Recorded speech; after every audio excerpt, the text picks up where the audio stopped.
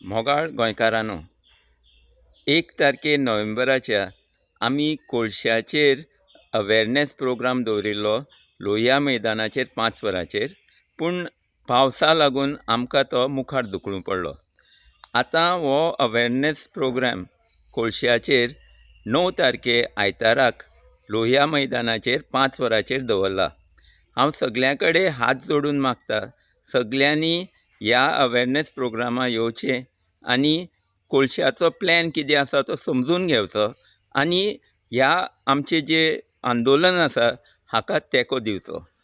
हांव जे लोकांनी व्हिडियो काडिल्ले आनी उलो मारिल्लो लोकांक 1 येवपाक, तांचे कडेनय मागता की तुमी प्लीज परत व्हिडियो काडात, परत उलो मारात आनी लोकांक आपयात.